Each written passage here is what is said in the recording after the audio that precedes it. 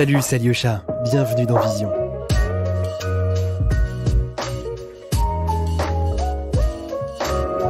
Lightroom, c'est un service cloud qui réunit tout ce dont vous avez besoin pour créer, retoucher, classer, stocker et même partager vos photos sur tous les appareils. Si vous avez envie de tester, on vous a mis un lien dans la description du podcast avec quelques jours pour faire un essai gratuit. Merci Adobe et bonne écoute.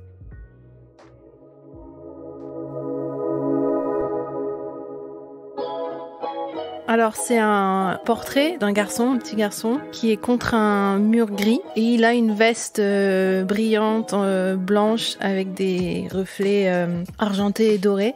Et la veste est entrouverte et on devine une chaîne en or. On voit pas trop sur la chaîne en or ce qu'il y a, mais en fait c'est un éclair en or avec les 3 lettres TCB et TCB ça veut dire Take Care of Business. Et en fait, c'est un petit garçon que j'ai rencontré il y a 7 ans, en 2014, au festival d'Elvis Presley à Porthcawl, au Pays de Galles. Et voilà, c'était la première fois que je le photographiais.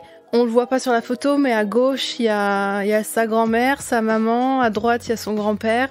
Et c'était dans un bar, en fait, à côté d'une scène où il allait se monter sur scène pour aller chanter. Et en fait, c'était la première fois que je le rencontrais.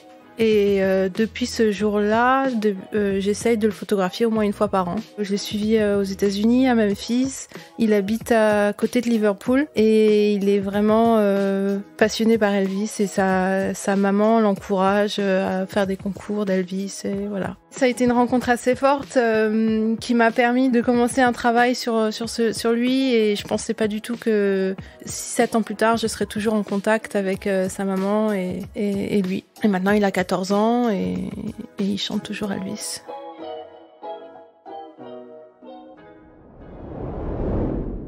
Alors, je m'appelle Clémentine Schneiderman, je suis photographe. Je suis assez nomade en ce moment, j'habite entre le sud de la France, le sud du Pays de Galles.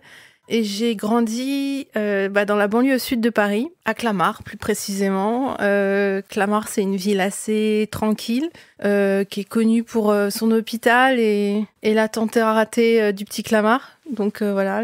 Mais j'y ai passé une enfance assez heureuse, avec 2 grands frères, des parents divorcés. Et je lisais beaucoup de Harry Potter et voilà, c'était mon enfance. Je suis un peu dans une bulle comme ça. Et à 16 ans, je suis partie vivre à Paris avec mon père. Ma mère est partie vivre dans le sud, à Nice. Mes 2 frères sont partis. Un est parti faire ses études, je crois que c'était Montbéliard. Et l'autre est parti dans le sud de la France vivre dans une caravane pour être berger. Donc la famille s'est complètement éclatée et ça a été une année un peu décisive pour moi où je me suis retrouvée dans un nouveau lycée, dans un nouveau contexte, assez seule en fait et c'est là où j'ai commencé à découvrir la photo.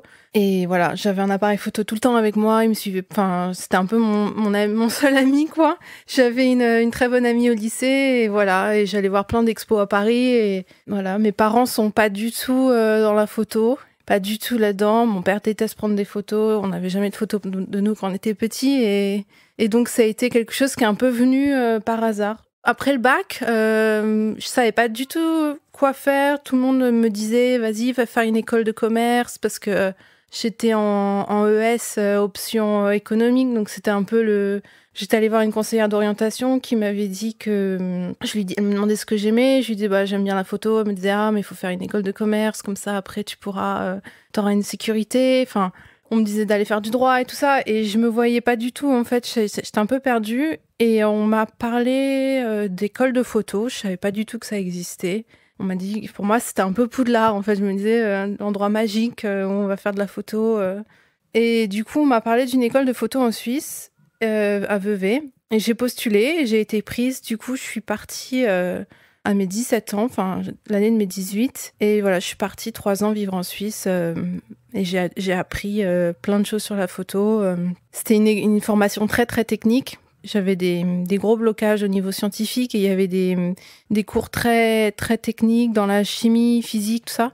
Donc voilà, c'était assez difficile, mais c'est là où j'ai découvert que j'étais intéressée par la photo documentaire. Par la suite, on m'a parlé d'une fac au Pays de Galles, à Newport, qui était spécialisée dans la photo documentaire. Et je me suis dit, j'étais déjà attirée par le Royaume-Uni, je lisais pas mal de livres anglais, j'aimais beaucoup la photographie britannique, voilà, je regardais aussi beaucoup de films. Donc pour moi, c'est un univers qui m'intéressait. Et quand on m'a parlé de cette formation spécialisée dans la photo documentaire, pour moi, ça me paraissait vraiment... je me suis dit que ça me correspondrait bien. Donc pareil, j'ai postulé, j'ai été prise, donc je suis partie, c'était il y a 9 ans. Et voilà, je me suis installée en Angleterre et c'est un peu là que tout a commencé pour moi au niveau photo, où j'ai fait mes premières séries et tout ça.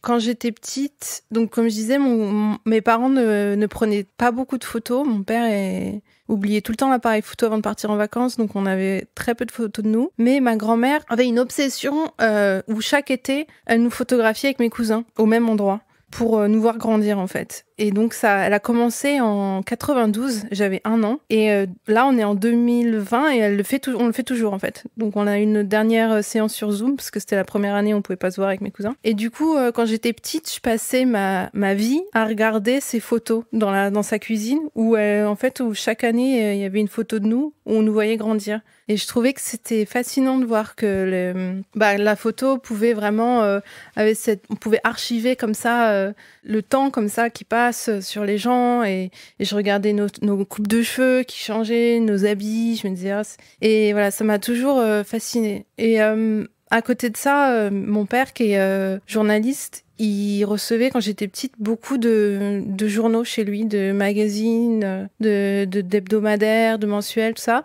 notamment le Monde 2, qui est l'ancêtre de M, le magazine du Monde. Et je devais même pas avoir 10 ans et je me souviens, je regardais tout le temps les magazines chez lui, aux toilettes. Les couvertures, je les trouvais très fortes. Et puis, il y avait surtout des portfolios, des reportages, ça. Et je me plongeais dedans, j'adorais ça. Ma famille est plutôt littéraire, il s'exprime surtout avec les mots. Et moi, je pense pas être dyslexique, mais j'ai jamais été très très forte avec ça. Et par contre, les images, j'ai capté tout de suite ce qui se passait, quoi. Moi, tout de suite, j'ai été fascinée. Je trouvais ça vraiment, je comprenais, quoi. Alors que les mots, je comprenais rien. Donc concrètement, quand j'ai découvert que cet attrait pour la photo, des années plus tard, hein, j'avais 17 ans et avec une très bonne amie, du coup, on s'est un peu lancé le challenge d'aller faire notre premier reportage. Et je suis partie à Rungis. J'étais fascinée par Rungis, je sais pas pourquoi. J'étais fascinée par l'univers de la nuit, des marchés. Mais je me souviens, j'étais encore au lycée et j'avais mon premier appareil photo numérique et on est parti au petit matin. Et c'était un peu mon premier reportage et j'ai photographié les gens, les vendeurs là-bas à Rungis. Et c'était un moment assez fort parce que c'était la première fois que je demandais à des gens de poser, de regarder l'appareil photo et ça m'a vraiment plu en fait. Et c'est là où je me suis dit que moi, c'était ce que je voulais faire, en fait. Où je me sentais vraiment à l'aise avec ce médium. Ça me semblait très naturel. J'étais pas forcément très bonne à l'école. En maths, c'était la catastrophe. Il y avait plein de matières où j'y comprenais rien. Je brillais pas vraiment. Et avec un appareil photo, je sentais qu'il se passait quelque chose. J'étais à l'aise. Et j'avais pas besoin de faire des efforts. C'était bien, quoi. Par exemple, le dessin, j'arrivais pas. Il y avait la musique, j'y arrivais pas. Il y avait plein de domaines comme ça que j'essayais d'explorer. Et la photo, les gens me faisaient des compliments. Ils me disaient, ah, mais elles sont bien, tes photos. Et c'était la première fois qu'on me faisait des compliments, en fait, sur quelque chose que je faisais. Et ça m'a vraiment encouragée. Je pense que si les gens ne m'avaient pas encouragée à cet âge-là, j'aurais pas eu confiance en moi, en fait. Mais là, ça m'a vraiment donner confiance. C'est très important, je pense, d'encourager les gens, surtout vers cet âge-là, vers les 15-16 ans, 17 ans, quand on sent qu'ils ont vraiment un intérêt pour quelque chose, un domaine, même s'ils sont pas très bons. Moi, mes photos, elles étaient pas... Maintenant, quand je les vois, elles sont pas... Je me dis, elles étaient pas terribles, mais voilà, ça m'a donné vraiment confiance en moi. Et ça, je suis contente qu'on m'ait encouragée. Quand je déclenche, j'ai pas forcément d'objectif. C'est vraiment assez compulsif un peu. Je me pose pas trop de questions. C'est vraiment des choses qui m'attirent, des gens que je trouve intéressants. Je regarde beaucoup les gens dans la rue. Je fais beaucoup attention à ce qui se passe autour de moi et Et voilà, dès que je sens qu'il y a quelqu'un qui a quelque chose de différent, tout de suite, ça m'intéresse. Ça peut être vraiment des détails vraiment microscopiques, des ongles, du vernis à ongles, des pinces dans les cheveux. Enfin, ça peut vraiment être des choses. Mais ça dépend vraiment dans quel mood je suis, quoi. Parce qu'il y a des fois où là, en ce moment, par exemple, je prends pas beaucoup de photos. Les gens avec les masques, ça m'inspire pas forcément. Par contre, je peux être une fois très, très inspirée. Souvent, dans des endroits de type des foires, quand il y a beaucoup de monde, il se passe beaucoup de choses, là, je suis très inspirée. Mais ouais, j'ai pas forcément besoin de dire quelque chose quand je déclenche. C'est vraiment instinctif. Dans mes influences, c'est vrai que j'ai beaucoup regardé de photographie plus qu'autre chose. J'aime beaucoup le cinéma, bien sûr, mais j'ai été éduquée un peu avec la photo américaine, anglaise, comme je disais. J'aimais beaucoup les portraitistes comme Alex Hoss. C'était vraiment pour moi un maître du portrait quand j'ai commencé. La photo d'immersion comme ça, où les photographes partent dans des communautés. Je trouvais ça fascinant. Marie-Hélène Marx, Suzanne Meiselas. Il y avait aussi des portraitistes comme Lise Sarfati que j'aimais beaucoup. Une approche très douce comme ça de la photographie. J'aimais beaucoup aussi dans la photo britannique, il y avait beaucoup de photographes qui avaient aussi une approche très très délicate, comme Julien Germain, c'est un photographe que j'aime beaucoup, qui a fait un livre sur un vieil homme. Il y a aussi Tom Wood que j'aime beaucoup, qui a des couleurs magnifiques. Et en fait, je suis vraiment, je crois, tombée amoureuse de la photo quand j'ai découvert le travail de Tim Walker. C'était aux Rencontres d'Arles en 2008, et ça a vraiment été une claque pour moi avant, parce que je regardais beaucoup de livres photos. Mais j'étais souvent assez, je sais pas, je rentrais pas trop dans l'univers. Souvent, je trouvais, il y avait quelque chose qui me, mais quand j'ai découvert le travail de Tim Walker, je sais pas, ça m'a complètement changé la vie, je crois. Et maintenant, quand je regarde son travail, bien sûr, j'ai évolué et je suis moins cet effet-là. Mais au début, il avait des photos complètement magiques, de choses, des gens dans des paysages. Enfin, c'était vraiment des lumières, des univers que j'avais jamais vus encore en photo, et un peu à Alice au Pays des Merveilles. Mais voilà, j'aime pas trop cette référence, mais en même temps, c'était un peu ça quand même. Mon travail est principalement en argentique. J'utilise un Mamiya 6, un appareil carré, enfin format carré surtout. J'ai commencé à photographier avec cet appareil au tout début, et en fait j'ai tout de suite aimé ce format. Il me permet de cadrer le sujet vraiment au centre comme ça. Il est toujours assez central, et puis il y a une harmonie un peu.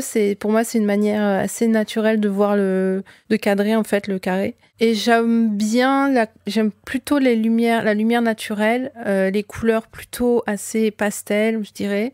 Mon travail, je pense, est pas mal, assez influencé par le pays dans lequel je photographie, le Royaume-Uni, qui a une lumière assez particulière, une météo assez particulière aussi, qui fait que les tons sont assez sombres, et du coup, mais c'est pour ça que mes photographies sont assez colorées en fait. Je pense que si je photographiais par exemple au Brésil, je pense pas que mes photographies seraient aussi colorées. Mais le fait que ce soit au Royaume-Uni, c'est souvent un ciel très gris, des façades plutôt unies comme ça. Du coup, ça me donne envie de colorer l'image. Donc j'ai beaucoup de personnages avec des habits souvent assez colorés.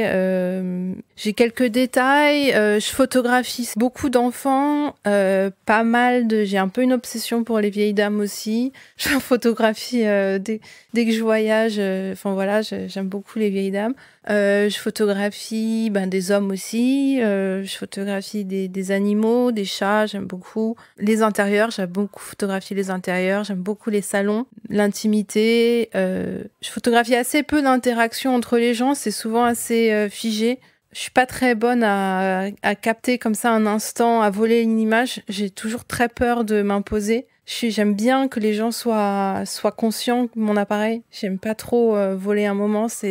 Chaque fois que j'essaye, je le rate. Donc maintenant, j'ai compris qu'il fallait. C'était pas là. Il y en a qui sont très bons, mais moi, je suis trop lente. Chaque fois que je vois quelque chose, il est déjà passé depuis 1000 ans. Donc voilà, c'est souvent assez figé, assez frontal. On me parle souvent de photos de mode parce que c'est vrai que je m'intéresse beaucoup à l'aspect stylistique des gens. J'aime bien les coupes de cheveux, j'aime bien les accessoires. C'est quelque chose qui pour moi est très important dans la photo. J'aime bien les personnages en fait. Vous écoutez Vision, podcast de la photographie contemporaine.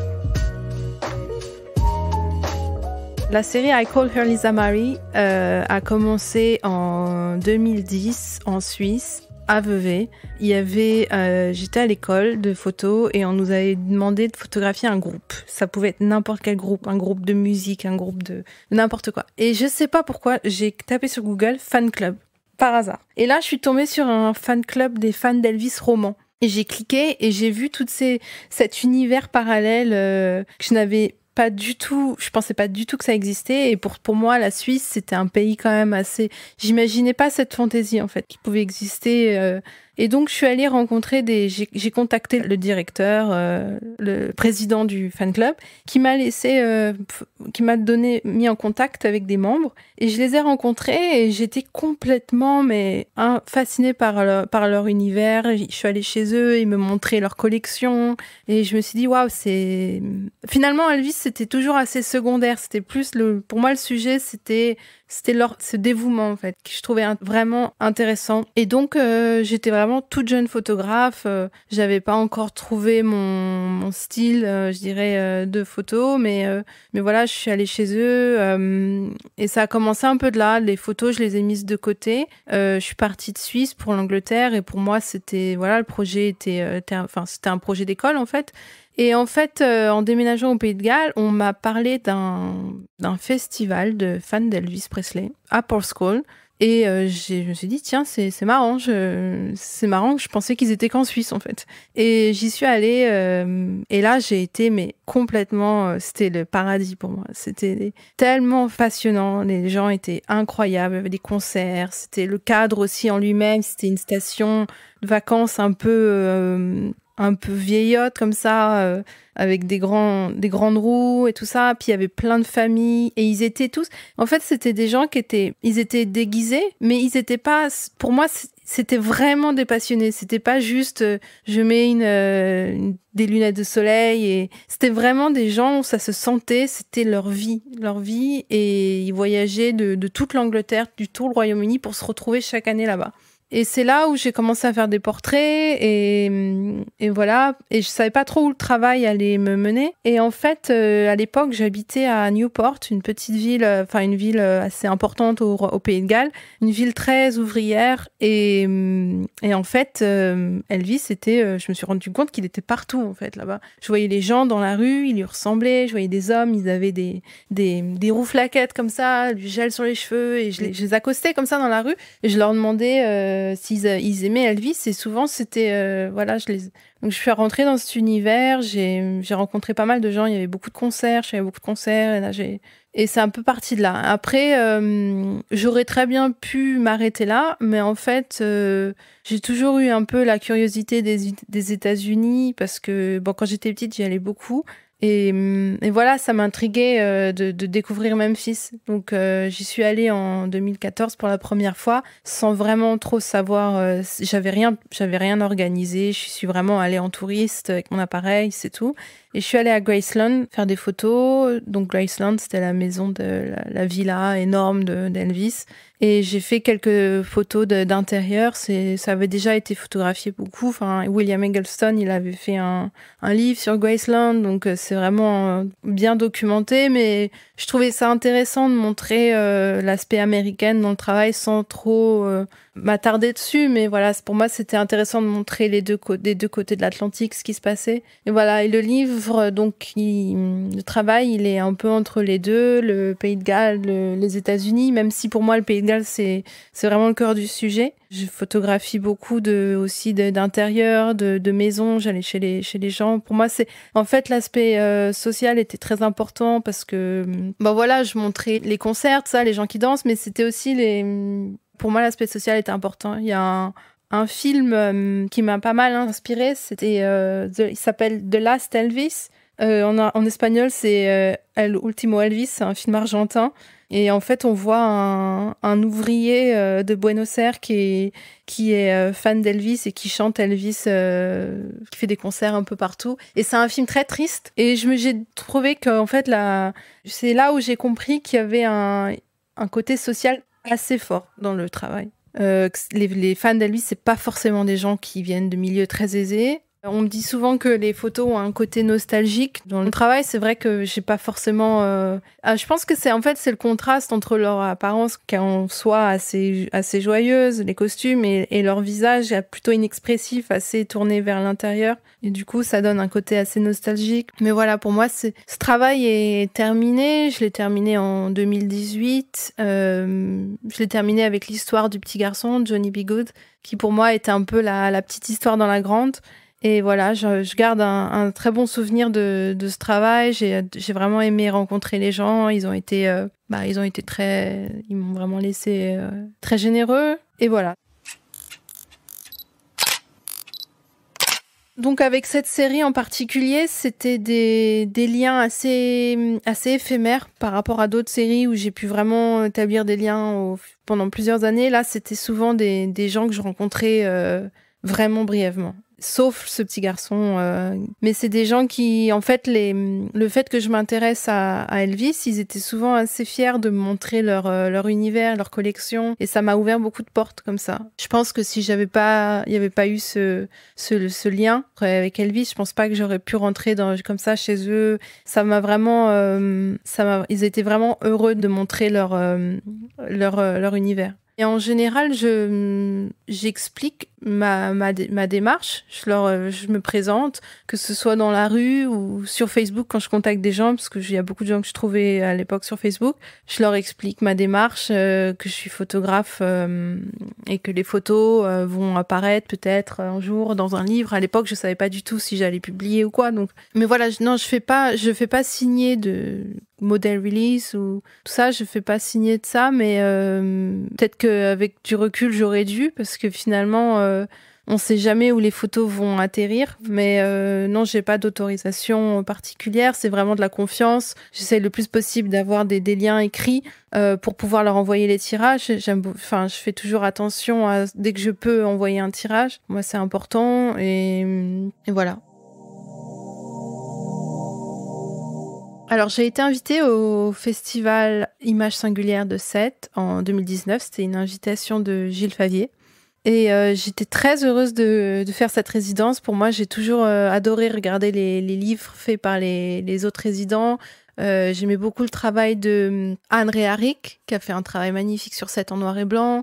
Il y avait les photos de Biquet Desportier, je n'arrive pas à prononcer son nom, mais photographe qui a fait un travail aussi à Sète que j'aimais beaucoup de nuit. Il y avait aussi des photos de Juliana Besley, qui a photographié Sète aussi en couleur, carré. Bref, il y a eu beaucoup de regards comme ça sur Sète et que je trouvais très intéressant. Donc pour moi, j'étais assez intimidée à l'idée de poser un regard après tant de photographes avant moi. C'était vraiment assez intimidant. Je me suis demandé comment j'allais me démarquer en fait, parce que moi aussi j'aimais le carré, moi aussi j'aimais la couleur, donc je me disais finalement comment je vais faire la même chose.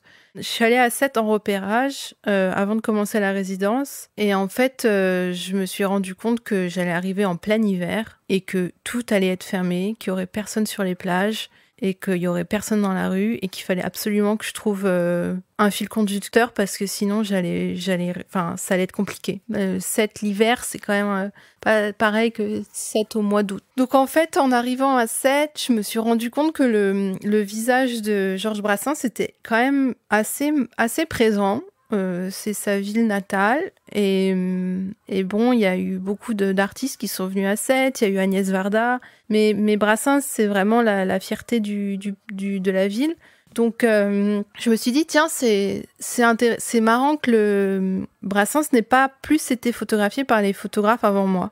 Peut-être parce que beaucoup étaient étrangers, donc pour eux, le Brassens leur parlait pas forcément. Et du coup, j'ai commencé à me pencher sur cette question. Brassens m'intéressait parce que, bon, déjà, culturellement, j'ai grandi avec Brassens à l'école, en cours de musique, on apprenait Brassens. Donc pour moi, sa musique, ça me parlait.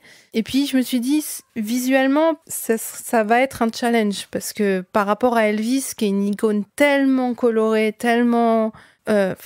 qui est extrêmement généreuse visuellement. Brassens, c'est un peu l'inverse. Je me suis dit, c'est une anti-icône, en fait. C'est un chanteur anarchiste. Les fans de Brassens ne veulent pas qu'on les appelle des fans. Donc, en fait, je me suis dit, ça va être extrêmement difficile, mais c'est possible. Et puis, j'ai toujours été intéressée par les villes natales des personnes connues. Je me suis toujours dit que ça ferait un sujet intéressant. J'avais fait Elvis avec Memphis. Et je me suis dit, pourquoi pas continuer, voilà, la série, et pourquoi pas plus tard continuer. J'aimerais bien le décliner un peu avec d'autres artistes. Et bref, je suis arrivée à Sète avec l'idée de faire un travail sur Brassens. C'était pas le sujet le plus sexy du monde, parce que Brassens, c'est vrai que, bon, en France, il est connu, mais c'est vrai qu'à l'étranger, dès que je parlais de Brassens, en Angleterre, personne ne savait qui c'était, donc... j'ai quand même dû rendre le sujet visuellement intéressant. Donc, j'ai posé pas mal d'annonces dans le journal local à la recherche de fans, de sosies. J'ai fait du casting sauvage. Voilà, j'ai rencontré... Un mois, c'est très, très court. Donc, j'ai rencontré le plus de gens possible. Je me suis pas posé vraiment beaucoup de questions. Je suis allée vraiment dans le vif du sujet. Et en fait, j'ai rencontré plein de gens très intéressants. Il y a eu 5 hommes qui ont répondu à mon appel dans le Midi Libre, passé dans le Midi Libre.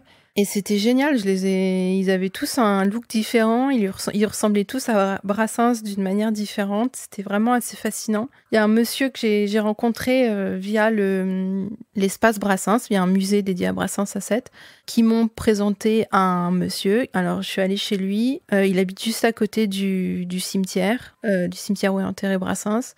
Et il s'appelle Claude. Et il vit avec un chat. Alors, ce qui est intéressant, c'est que tous les fans... Enfin, pardon, je ne vais pas les appeler fans parce qu'ils ne veulent pas se faire appeler fans, mais tous les passionnés avaient des chats. Et Brassens adorait les chats.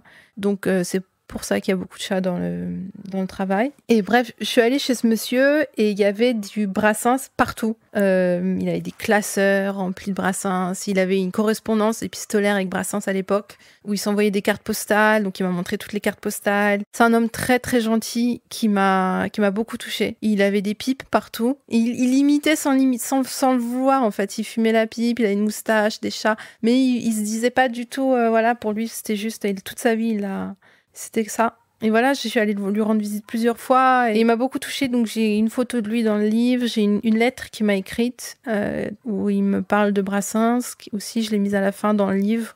Et il y a un autre monsieur que j'ai rencontré aussi, le plus grand collectionneur de Brassens en France, qui s'appelle Alain Merle. Et je suis allée chez lui aussi et il m'a beaucoup... Il vit avec un chat aussi et il m'a beaucoup marqué. Voilà, et à côté de ça, j'ai photographié des gens. Je suis allée plusieurs fois dans c'est pas une boîte de nuit, c'est plutôt un thé dansant à Ballaruc-les-Bains qui s'appelle le Nostalgia. Je suis allée me rendre là-bas plusieurs fois. Il y avait beaucoup de personnes âgées qui dansaient toute la journée. Voilà, un lieu de rencontre pour personnes âgées. J'ai passé beaucoup de temps. Malheureusement, tous ces lieux avec le Covid, ils sont un peu fermés. Donc j'ai eu beaucoup de chance parce que la résidence, ça s'est terminé en janvier 2020 et 2 mois plus tard, tout était fermé. Donc je me dis, ça a été un peu le signe du destin que je puisse photographier ces lieux quoi, avant qu'ils ferment. Voilà. Mais pour moi, cette série, elle est loin d'être parfaite. En 1 mois, c'est difficile d'arriver à un résultat satisfaisant. J'ai dû prendre sur moi pour voilà. Pour moi, il y a plein de photos. C'est pas des photos parfaites, mais en même temps, j'aimais bien le côté spontané, parce que par exemple pour Elvis, c'est 30, je crois que dans le livre il y a 40 images, mais c'est plus de 5 ans d'archives. Là il y a, je sais plus combien il y a de photos dans le livre de Sète, mais c'est 1 mois de shooting, donc ça n'a rien à voir. Mais voilà, c'est intéressant, un challenge, c'est l'exercice de la résidence qui est intéressant. Oui, j'ai été fan, comme beaucoup d'enfants, je pense. J'ai grandi dans les années 90. Voilà, ma chambre était remplie de posters. J'avais une obsession pour Britney Spears, assez... Voilà, j'allais tous les mercredis acheter des magazines de stars, j'avais des posters. J'allais dans le bureau de mon père et j'imprimais tout ce que je voyais sur Internet sur elle. J'avais des classeurs, enfin... Je me souviens, elle venait de Louisiane et mon rêve, c'était d'aller en Louisiane, la rencontrer. Enfin, je sais pas si, j'imagine, avec mes copines, on était... je pense que j'étais la plus atteinte de mes copines, mais de mes amis. Mais bon. Pareil avec Harry Potter, j'étais assez... vraiment dans l'univers, c'était assez fou. J'étais allée en Angleterre pour aller sur les lieux de tournage. Enfin, c'était vraiment... Et du coup, je comprends le côté fan. C'est vraiment quelque chose que je comprends. Je trouve ça touchant, en fait. J'aime beaucoup, je suis assez intéressée par l'aspect sociologique des fans. C'est quelque chose qui m'intéresse beaucoup. Notamment, par exemple, quand j'allais à des concerts, parce qu'on n'y va plus, mais quand j'allais à des concerts, je trouvais ça toujours très intéressant de voir les codes vestimentaires en fonction de chaque artiste, quoi. Enfin, je me souviens, j'étais allée une fois à un concert d'Indochine et les hommes avaient des coupes à la Nicolas Sirkis sans le faire exprès, en fait. Ils avaient vraiment ces cheveux noirs comme ça. Et c'est vraiment des gens qui vivent en suivant quelqu'un et je trouve ça assez fort. Et moi, je trouve que les fans, c'est intéressant pour... ça parle beaucoup de la société dans laquelle on vit, culturellement, mais aussi historiquement. Ça met une sorte de date comme ça sur une génération dans laquelle on vit. Je trouve que c'est... Même si Brassens, bon, c'est pas notre génération, mais je trouve que c'est intéressant c'est très intéressant de photographier ces communautés. Ça donne aussi un accès à des communautés assez diverses, de milieux différents. Ce qui m'intéresse, par exemple, le milieu de Brassens, c'était pas du tout les mêmes milieux sociologiques des fans d'Elvis, pas du tout pareil. Brassens, c'était vraiment des milieux plutôt de gauche. Elvis, c'était pas forcément, c'était beaucoup moins engagé. Enfin, c'est vraiment des univers très différents qui m'intéressent. Voilà. I Call Her Lisa Marie, il y a une lumière mi-britannique, mi-américaine, c'est vraiment deux univers très différents. La lumière de Sète, c'est une ville méditerranéenne, rien à voir, c'est une ville très solaire, qui baigne de lumière, il y a la mer qui est là, c'est d'un bleu, on voit que ça en fait. Et moi, en arrivant en Sète, j'avais vraiment les images, je sais pas pourquoi, de la photographe marocaine Nito Barada, qui a photographié à Tanger. Je trouvais que ces photos étaient tellement... En arrivant en Sète, je voyais un peu les photos d'Ito Barada. Ça m'a beaucoup inspirée. Je voyais aussi les films d'Abdelatif Kechiche, qui a fait 2 films à Sète. Il a fait Mektoub, My Love et La Granelle Mulet. Et c'est une vision très métissée de la ville, très charnelle, parce que c'est Abdelatif Kechiche, donc voilà. Mais je me suis créé un peu un univers autour de Sète en y arrivant, je m'étais préparée. Mais au niveau de la lumière, c'est vrai que j'ai beaucoup de mal à faire habiter ces deux mondes.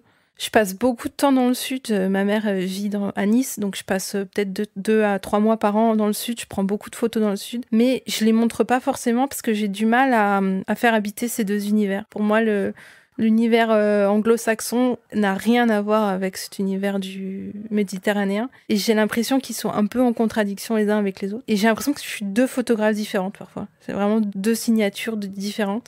Et pour le moment, j'ai du mal à faire habiter ces deux univers. J'espère qu'un jour, je pourrai... j'aurais un peu assumé ces deux univers. Mais voilà, Sète, c'était différent parce que c'était l'hiver, donc il faisait nuit assez tôt. Il y a eu des couchers de soleil magnifiques. J'ai essayé de pas trop les photographier. J'ai essayé de rester un peu à l'écart de tout ça. Parce que c'est une ville sublime, donc voilà, j'ai essayé de pas trop montrer la mer, ni les couchers de soleil, parce que c'était pour moi un peu la facilité, même si j'ai aucun problème avec des belles photos de coucher de soleil, je trouve ça super. Mais dans le travail, je me suis dit, il faut faire attention à pas trop montrer cet aspect-là de la ville. C'est pour ça qu'il y a beaucoup de murs, je photographie beaucoup contre les murs. Enfin, j'aime bien que ça soit assez uni en fait.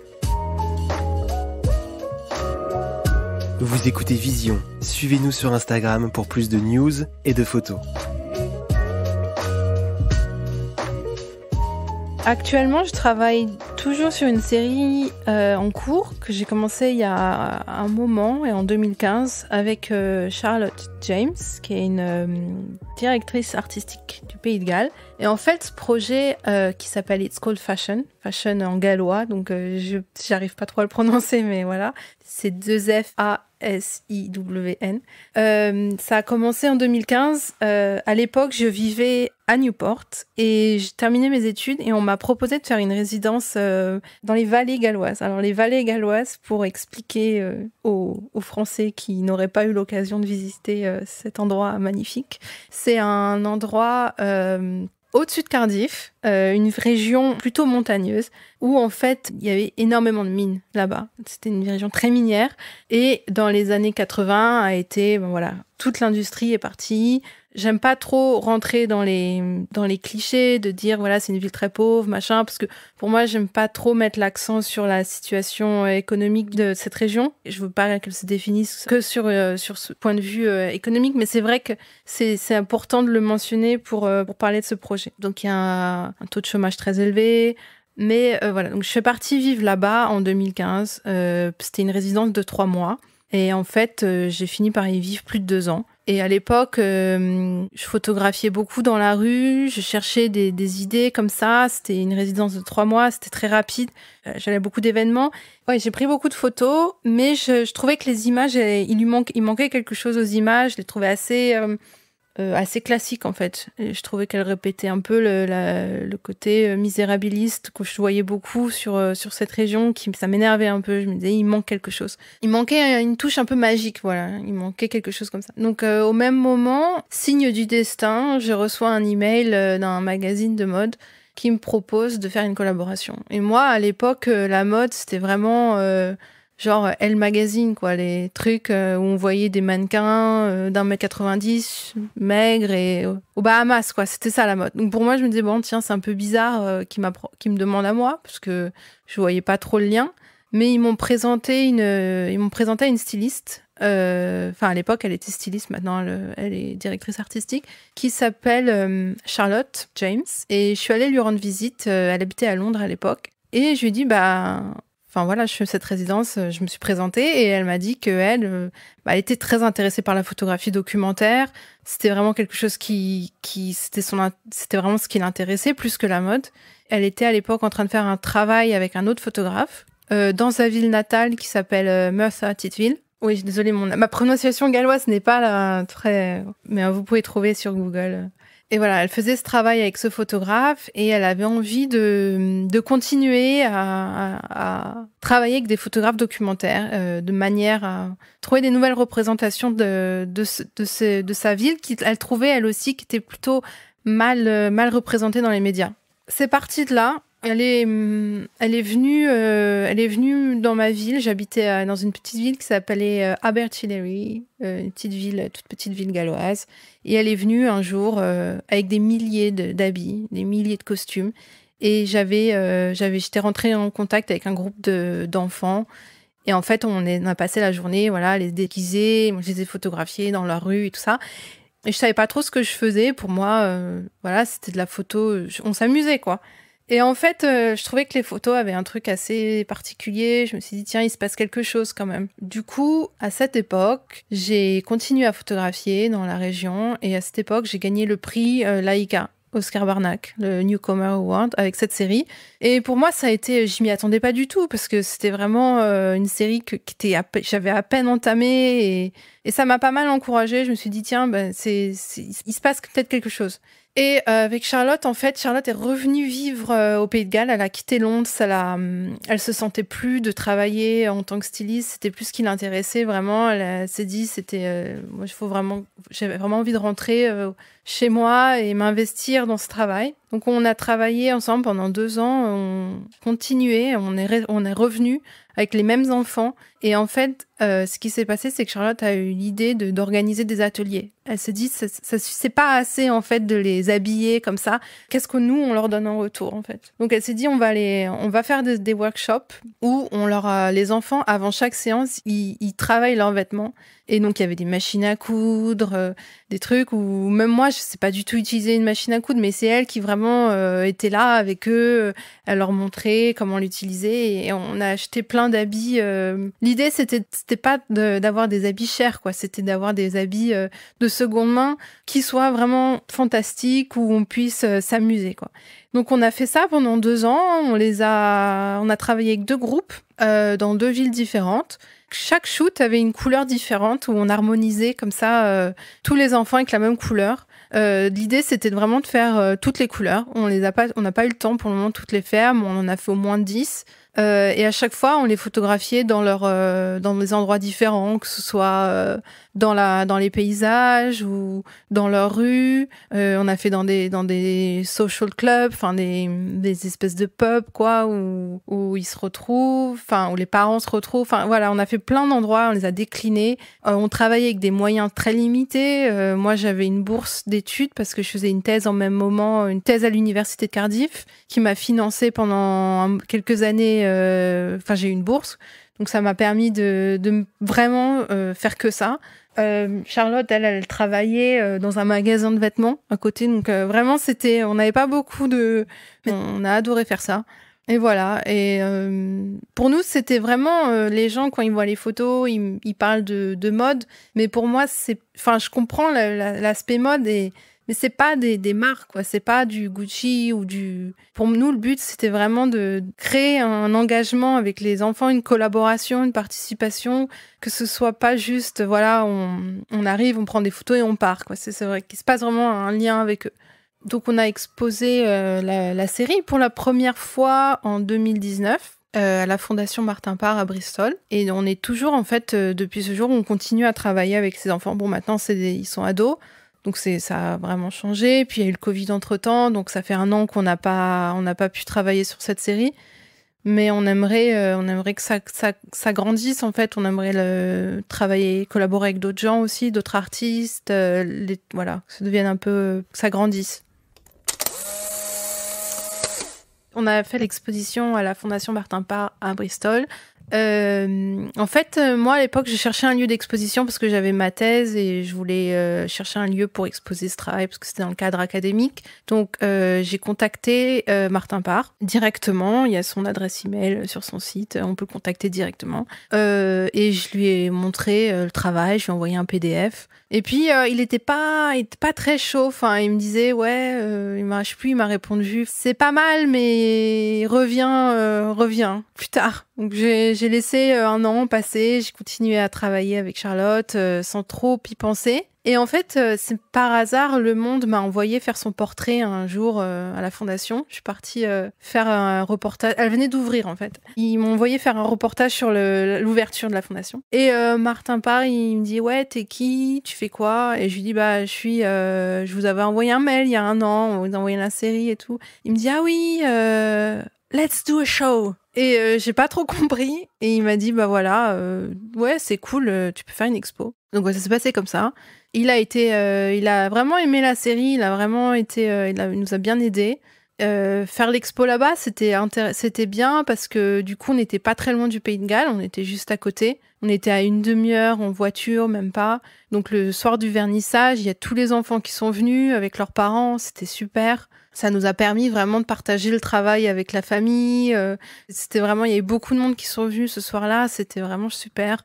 Et puis voilà, et puis Martin Parr a été, il a cru au projet, la team qui travaille là-bas, ils sont super, c'est vraiment une super ambiance à la fondation. Il y a une super grande bibliothèque avec plein de livres sur la photographie britannique, donc c'est un lieu intéressant. Malheureusement, il est fermé en ce moment, mais ils ont des expositions intéressantes, toujours en lien avec les îles britanniques. C'est vraiment l'objectif de sa fondation, c'est de montrer des artistes qui photographient là-bas. Pour tous ceux qui sont intéressés par la photographie britannique et sociale, et voilà, je recommande d'y aller faire un tour quand les voyages seront autorisés.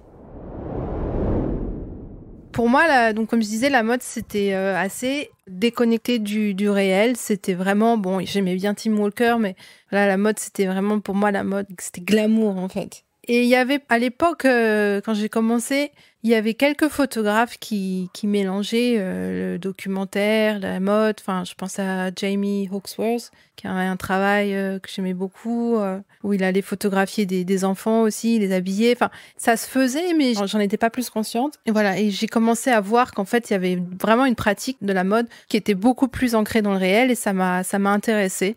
J'ai eu des propositions de magazines qui m'ont contactée pour faire des éditos dans la même lignée, avec la même approche. Et voilà, j'en ai fait quelques-uns. Il y a eu Vogue Italia, Alessia Glaviano qui m'avait contactée pour faire une série au Pays de Galles. Donc j'avais travaillé avec Charlotte. On avait travaillé ensemble. On avait photographié plein de groupes au Pays de Galles. C'était super. On avait photographié des familles.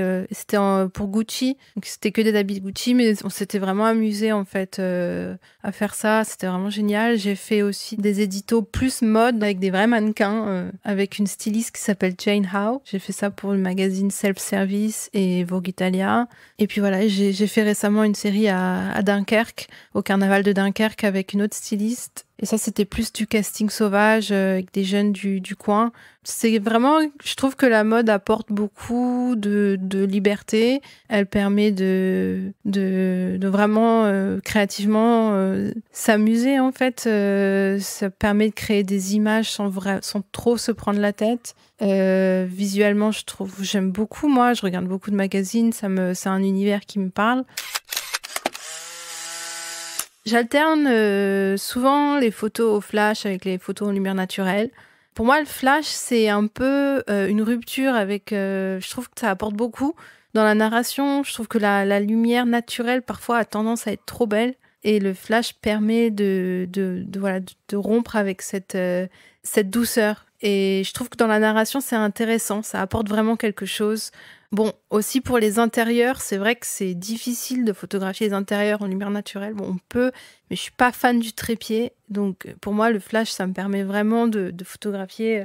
C'est assez agressif, mais ça me plaît beaucoup. Ça se complète très bien avec la lumière naturelle. Les deux ensemble c'est vraiment du sucré-salé, quoi. Je trouve ça dommage parfois que les photographes, ce soit ou des photographes qui travaillent au flash ou des photographes en lumière naturelle.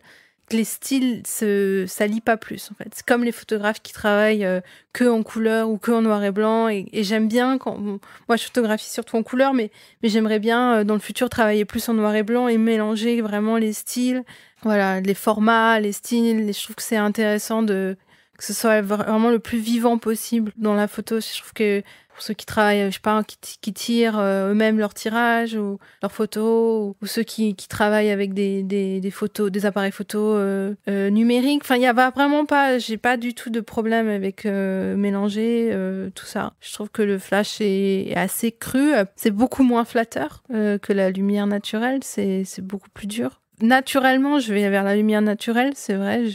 Mais je trouve que de temps en temps, c'est intéressant. Quand j'ai travaillé sur le livre sur les Elvis avec Chose Commune, ça a vraiment été une collaboration avec eux où l'editing, c'est vraiment... Enfin, ils ont d'ailleurs plus pris les devants et je leur ai fait complètement confiance avec leur editing. Il y a énormément d'images, donc on a essayé de...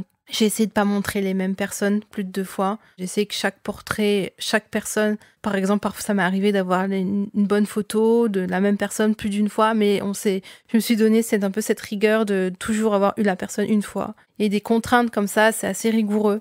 Pour le travail à 7, ça a été très compliqué de editing. Ça a été très difficile, beaucoup plus difficile que les Elvis parce que j'avais énormément d'images pour un travail fait en 1 mois.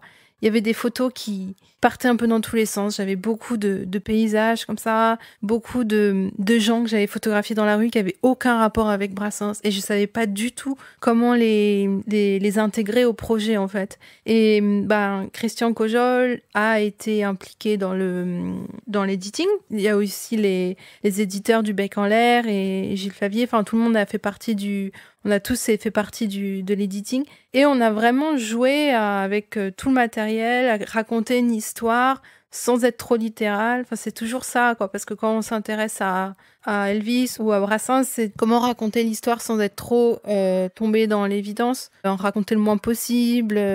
Voilà. C'est pas vraiment mon point fort, l'editing. Enfin, j'aime bien sélectionner les images, mais par exemple, je sais qu'il y en a, quand ils font des livres, ils sont très méticuleux sur la narration. Quelle image va après quelle image, il y a un début, une fin, et ça, moi, j'ai du mal avec cette rigueur. Pour moi, c'est instinctif, il y a du bleu, après il y a du... Enfin, ça marche aux couleurs, ça marche pas trop. Je sais qu'il y en a qui font très attention à ce qui est des détails comme ça. Et moi, j'ai un peu de mal. Je sais qu'il y en a, par exemple, ils aiment imprimer leurs photos, mais moi, je suis très à l'aise sur Bridge, par exemple. Les regarder sur mon ordinateur. J'ai pas vraiment besoin d'imprimer, de les mettre sur mon mur pendant 2 mois et de les regarder tous les jours. C'est pas trop mon... Je les ai sur un dossier et je sais assez naturellement celles que j'aime ou pas. Ça m'est arrivé plein de fois d'avoir des regrets. Par exemple, je me suis replongée dans mes archives d'Elvis et j'ai redécouvert des photos que j'aimais beaucoup, que j'avais un peu sous-estimées à l'époque. Et là, je regrette, mais en même temps, il y a un peu rien à faire parce que c'est nos goûts qui évoluent. Voilà, au début, j'étais quand même jeune photographe, j'étais attirée par des choses que maintenant, ça m'est un peu passé. C'est pour ça que les gens, ils rééditent souvent des livres, quoi, des années plus tard, parce qu'ils se disent le travail a un peu changé. Donc oui, l'editing, c'est très difficile. Il n'y a pas vraiment de bonnes réponses, quoi. C'est vraiment ce qui nous paraît avoir du sens.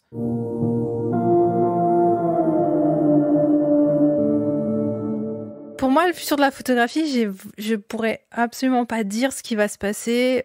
Déjà, en 1 an, on a vu tellement de changements. Ce qui s'est passé cette année, enfin, les gens qui photographient, les shoots qui se font sur Zoom, intercalés, tout ça, c'est des choses qu'on n'imaginait pas il y a 1 an. Donc, ça avance à une vitesse assez folle. Je trouve qu'il s'est passé beaucoup de choses cette année, notamment avec une prise de conscience du manque de diversité dans la photographie. Et ça, je trouve que c'est bien. Que ça avance de ce point de vue-là, qui est plus de photographes noirs qui soient mis en avant. Enfin, c'est surtout aux États-Unis et en Angleterre, un peu moins en France, j'ai l'impression qu'on en parle un peu moins. Mais ça, c'est pour moi un des sujets les plus importants dans le futur, ça va être ce défi-là, de réussir à avoir des gens qui viennent de milieux différents dans la photographie, que ça soit moins élitiste. Alors, mon futur, j'ai pas mal de séries, en fait, que j'ai faites, que je n'ai jamais montrées, parce que j'ai pas encore trouvé le moment de les montrer. Par exemple, j'ai commencé il y a 10 ans, sur mon frère, donc j'en parlais un peu, qui est berger, dans le sud de la France. Donc en fait, j'ai commencé cette série sur lui quand j'avais 19 ans. Et à l'époque, il vivait dans une caravane avec ses 2 chiens. Il avait un troupeau, enfin c'était pas le sien. Et j'ai passé pas mal de temps à chaque fois que je le voyais, je prenais des photos, je partais en immersion comme ça dans sa caravane. Et il y a plein de paysages, de photos assez into the wild comme ça, de sa vie. Et j'ai continué à le suivre, voilà, parce que c'est mon frère, donc naturellement, je le vois régulièrement. Mais ça a été important de garder ce lien. Là, il va avoir un enfant, son premier enfant, qui va naître la semaine prochaine. Donc, ce sera peut-être la fin de ce cycle. Donc peut-être que je le montrerai, j'espère que je trouverai l'occasion un jour de te montrer ce travail. Je suis encore assez pudique avec ces images, c'est pas encore parce qu'elles sont très différentes de mes autres séries. C'est plus intime, c'est un sujet qui m'est plus proche. C'est ma famille, c'est mon frère, donc je suis peut-être un peu plus pudique avec ça. Après, visuellement, elles sont... Bon, c'est toujours du carré, c'est toujours mais elles sont plus romantiques, elles sont moins portées sur l'humain, je dirais. C'est plus du reportage pour moi, c'est plus que de la mise en... Je trouve que mon travail, il a quand même beaucoup un aspect de mise en scène, malgré tout. Et là, c'est vraiment du reportage. C'est vraiment Enfin, je le mets pas du tout en scène. Ça m'arrive de lui demander de regarder l'appareil, mais c'est tout. Je m'en pose pas du tout en tant que photographe, je suis vraiment en retrait. Et c'est quelque chose que je fais de moins en moins, je suis plus maintenant en train de mettre en scène. Donc oui, c'est différent. Mais j'espère qu'un jour, je trouverai l'occasion de montrer ce travail. Merci d'avoir écouté Vision. Si le podcast vous a plu, n'hésitez pas à vous abonner et à le partager. Laissez-nous une note et votre avis, ça nous aide également beaucoup. Vous pouvez nous soutenir sur Patreon, comme l'ont fait par exemple Shoshana, Grégoire ou Lina, et recevoir du contenu et des contreparties exclusives. Le lien est dans la description. À très vite pour un prochain podcast.